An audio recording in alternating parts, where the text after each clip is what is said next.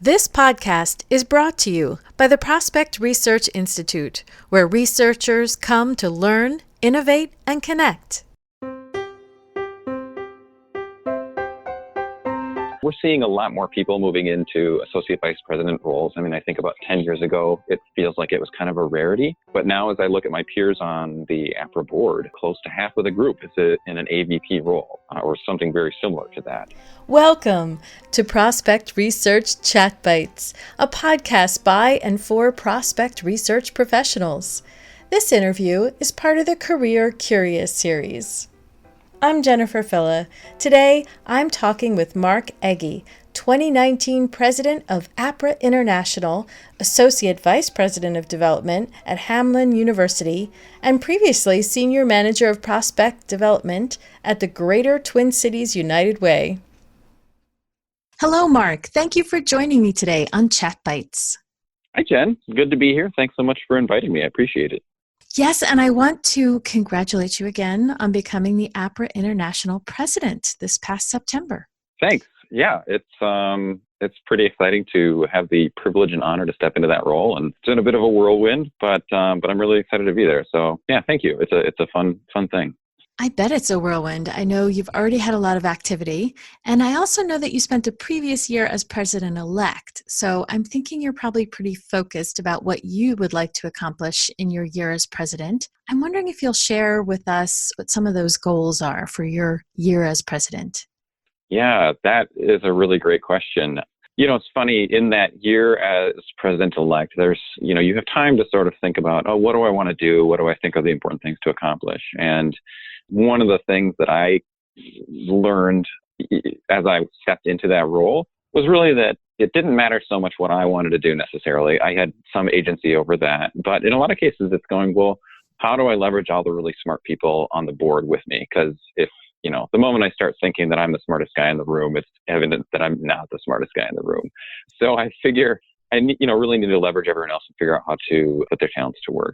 The biggest thing we've been focusing on this year that I kind of knew we would be diving into is the strategic plan. And so we're finishing up one 3-year strategic plan that when I started on the board was a new thing at that point. And now 3 years in, we're moving on to the next one. As we continually go, well, how do we need to shift and change? So we spent a lot of time working on that, and I've had the great privilege of being part of those conversations with a lot of other smart people. And so much of that is about raising the level of the profession, raising the overall sort of reputation of the work that we do, and basically, making it known across all of fundraising that prospect development exists and it's valuable. And if you don't have it in some way, shape, or form, you really should. And there's a great organization to help you with that, which is Apra. So that has been kind of the cornerstone. For me, one of the big pieces that I've really focused on is always trying to think about Apra is a unique sort of vehicle or tool, or it has certain strengths and ways that it can provide benefit for all the members in a way that they couldn't necessarily do on their own, right? So the whole is far greater than the sum of all its parts. And so a lot of the thinking that I've done coming into this year is really trying to figure out, how do we utilize that strength as a huge body of people advocating for ourselves and for one another? How do we use that to further the profession, further career paths for people, provide greater educational opportunities? What are the unique advantages that Apra basically creates for us to leverage, and how do we make the most of those? It's a very big and challenging question, but I've always kind of felt like, well, those of us on the board, we're the people who are going to think about that and have the agency to activate against that. So I would say that, a lot of the work has been around that collaboration and getting the best out of all the board members together, and then also figuring out how is it that we really take advantage of the strengths that the organization presents to us. It sounds great, but I'm wondering, if I were you or if I were on the board, what does that actually look like? Where do you have those discussions? Are you emailing? Are there live video meetings? How do you actually accomplish those things? That's a good question. Right now we're really fortunate to be able to get together in person 3 times a year for anywhere from 2 to 3 days of board meetings to focus on leading and steering the association. in addition to that, we have monthly either calls with the executive committee, which is the very top leadership of the board, or full board meetings. We just had a full board meeting just recently here, and typically done them by phone. Recently, we've started using video conferencing because the software is available and relatively cheap and reliable at this point.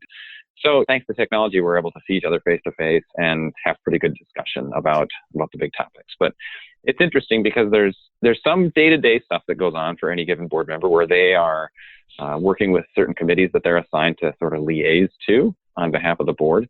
So they're kind of handling that side of it of helping volunteers get stuff done. But then there's these sort of, monthly big think kind of opportunities where we've got time as a full board to really open up our brains and use all the horsepower we've got there to try and solve or think through or deal with the big problems or big issues or the big things that we need to deal with, in addition to just the typical governance and fiduciary responsibilities that come with being a board of directors. I have to say that some of the most amazing people I've met in the profession are people that I have had the luxury of working with on the board. And so it's really a blessing to be able to meet in person 3 times a year, but then also to get to interact with people on sort of the off months as well. And president, I'm handling just about every day. There's an email about something. So there's always stuff that's kind of constantly going. And I'm so far holding up, but I'm sure I will be relieved to pass the baton on to the next president.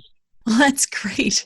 That is a great description. I think that really kind of shares a real picture of what it's like to volunteer at that level. And I know you've been sort of an Apra volunteer addict. I mean, that's what's gotten you to the presidency. Can you share a little bit about why you love volunteering with Apra so much over these years, and maybe a little about how that happened as you started and then ended up where you are now? I've been volunteering for Apra either at my chapter level or for the big Apra International since about 2006, 2007. At first, I just got started because it was a way to meet other people in the profession. And one of the big things was, I'm getting a lot out of this. I should probably give back. So it's just a fun way to use your brain in different kinds of ways, right? Like in my day job at that point, I didn't have any opportunity to lead any meetings or have a real vocal voice in any sort of big discussions or anything. And in the volunteering, I had all sorts of opportunities like that where we're saying, well, how do we plan the next conference and what should we do with that? So those types of opportunities that Apra provided were just like, oh, this is just kind of fun. And it's a skill set that I'm developing that I wouldn't necessarily get to use as much in my day job. So that was, I think, kind of the big thing to start with. And as I went along and did more and more, a big part of it is the people. So many great people that I've met through Apra. I mean, like prospect development professionals, researchers, prospect management folks. We tend to be a little bit introverted, but I think when we are with our people, we just kind of light up and it's fantastic. And that was definitely the case for me. So this was, it was a way to continue to engage with other people. So that's been really what has fueled it for me. And it's fun to get stuff done and make a difference and to create stuff and go, oh, cool, I had a hand in making this thing happen and it's helping other people. So all that stuff has really fueled it for me and been sort of the driver for me. And I started out as just sort of a communications and website helper person with Apra Minnesota. And then I decided to volunteer for the programming committee. And for me, it was just kind of like, I'll just keep showing up and trying to do good work. And it paid off in terms of people saying, oh, we would love, you've done a good job as an individual contributor. Would you like to lead this particular committee? And it just kind of snowballed from there. And it just came back to like just making sure I was doing the stuff I thought I was going to do and showing up and playing ball and being a team player and just trying to be as nice as I can and everything. And it just kind of keeps going where people go, okay, that's cool. We can use more of that. And looking at our volunteer pipeline now, I'm like, we always want to find more people like that who are willing to do a little bit of work and do some thinking and take on new challenges and whatnot. It's just been kind of a gradual, slow climb kind of deal and just kind of continually going back to the well for more engagement opportunities. And I just feel really, really lucky that each step along the way, someone said, hey, I think you could do this. And in a lot of cases, I was thinking myself, really? You think I can? What? And those people who see that thing and tell you about that to you and say, I'm seeing this in you, you should take advantage of that. Those people are worth their weight in gold. And they played a big role in bringing me along. And so that's one of the things we try and do as well when we're trying to bring in more volunteers is those people who are showing up to say, look, you could take a leadership role. And in a lot of cases, we don't see ourselves that way necessarily. So it's important that we're able to call that out for people and help them see themselves in that way. It feels good. It helps people's careers. There's wins all over the place. Wow. That's a beautiful thing. And I hadn't thought about it in quite those terms before, because it was only as a result of volunteering for my local AFP chapter that I learned about the opportunity to write a book. And if two people hadn't stepped up to me and said, you should really write that, I don't think it would have ever happened. Right. It's amazing how much we show up and bring our talents to the world and do what we can with them. And I think in a lot of cases, we're giving a lot more than we realize. And I think this is probably true for people in our profession as well, where the historical trope is really around, oh, I was in the basement back in the mailroom or worked in a closet or whatever, and now I'm finally on the same floor as the frontline fundraisers or whatever. There's always sort of been this underselling, but I think that we're adding so much more value than we give ourselves credit for. And when it happens in these small ways, that's fantastic. And it kind of inspires me to go, how else does Apra help with this? How else does Apra, formally push the envelope for people so that the credit that we're not necessarily comfortable taking yet is there for us and we can take it. So I love that story about the book. That's really fantastic. And I'm totally addicted to Apra. There just is no other place where I can chat about topics of interest to me and have someone else who's also interested. It just doesn't matter what it is, database or data mining or fundraising stuff, but related to research. I can't get that at AFP. So that's definitely got me hooked. I love those discussions and I can't have them anywhere else. It just doesn't occur for me. So it plays a very important part for me too. I'm glad to hear that you have this kind of addiction. It's a deep affinity. I can quit at any time. Right. But I choose not to. And it certainly has been a career builder for many people. So typically when I interview folks, I ask about how their work in associations and particularly APRA have worked with their career. And it's definitely a career builder, makes an impact.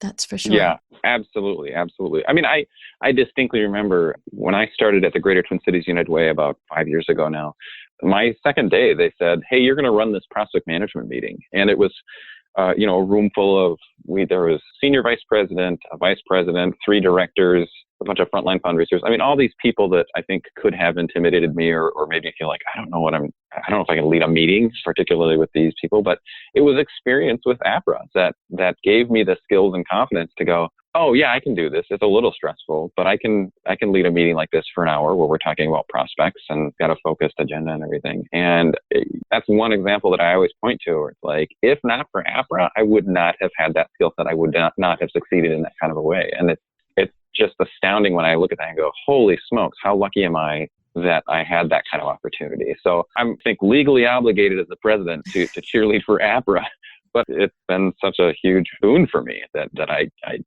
personally, I'm like, yeah, this is the real deal. Wonderful. Well, before I let you go, it is true that there didn't used to be as many career paths available for prospect development, but now there really are a lot. And that includes leadership positions, similar to what you've talked about. Now you're leading the meeting. What advice might you have for people that are looking to advance in our field? That's kind of a big and good question. So, I'll say that recently I took a position as the Associate Vice President of Development at Hamline University, overseeing the annual fund and all of their development services work. And that role actually resulted through past connection that I had, someone I used to work with back at Carleton, and now he's the Vice President at Hamline, and he reached out. And that opportunity was presented largely simply because I did good work and made good connections with people that I worked with. And there were a lot of projects that I worked on with this guy where I had to go, I disagree with him, or he's kind of rubbing me the wrong way or whatever. But through all of it, it was, how do I stay focused on providing the best possible fundraising intelligence that I can? How do I help him solve those problems that keep him up at night? I can't let my ego get in the way. But so it was really about a lot of understanding of what he was trying to accomplish and pairing that up with what I was able to bring to the table and meet those kinds of needs. And I think through that consistent value that I was providing in that way, using stuff that I learned at Apra, using stuff that I learned from other colleagues, using stuff that I, picked up in as many places as I could, I was able to show him this whole research thing is really, really valuable.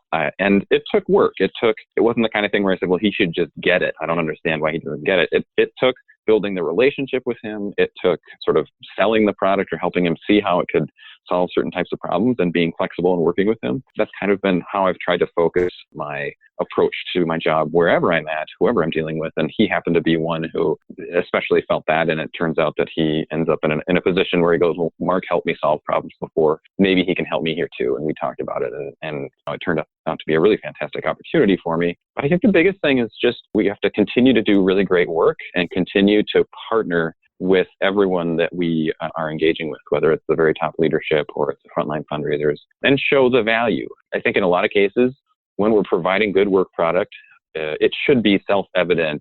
But in some cases, sometimes you have to kind of talk through it more and say, hey, here's how this is valuable, and here's how I'm making a difference in a way that maybe isn't quite so evident. I feel like that's a big piece of planting the seeds for those future paths for us. We're seeing a lot more people moving into associate vice president roles. I mean, I think about 10 years ago, it feels like it was kind of a rarity. But now as I look at my peers on the Apra board, close to half of the group is in an AVP role or something very similar to that. And I think that speaks to the fact that as an industry, we've been coming up in terms of showing the value that we're adding. And a lot of that has come from capitalizing on opportunities beyond just the research side, saying, well, it's not just about biographical information or profiles or whatever. It's about how does that fit in with the prospect management program, or how do analytics help us understand what's happening in the prospect management program or do better prospecting? As we've continued to sort of reach and accumulate more knowledge, and this is one of the really cool things about Apra is how we're able to provide educational content in all of those areas. I feel like as we've gotten better with that, it has made us much more valuable to the fundraising profession, and I think opened up a lot of career paths. And I feel like we'll continue to see that. People who are in the roles that we are in prospect development are strategic thinkers who can be very goal-oriented and can see big picture stuff while also appreciating details and paying close attention to details. And all those skills make really, really fantastic leaders. And so we have the skill sets. We have all the right things in our tool chest to be able to utilize. And now we need to be better about advocating for ourselves and helping the industry see that value and see that we can show up in that way, even if we haven't necessarily been tooting our own horn all along. Well, that's great advice. Thank you. And thank you so much for joining us and sharing with us today. I really appreciate it. Thank you, Jen. I love talking about this stuff, and any chance anyone gives me to go on about it for a little while, I will take immediately. So great. Thank you. That was Mark Egge, 2019 President of Apra International, Associate Vice President of Development at Hamline University, and previously Senior Manager of Prospect Development at the Greater Twin Cities United Way. It's so exciting for me to be able to interview the President of Apra International. Apra has played a big part in my career, and Apra members are an important part of my professional network. For career researchers like me, membership in the leading industry association is a must. At the Institute, we consider ourselves the educational complement to Apra, providing you with a curriculum, homework, and instruction, much like any other online university. Come check out our on-demand courses and pick a membership level that's right for you at www.prospectresearchinstitute.org. Until next time, cheers!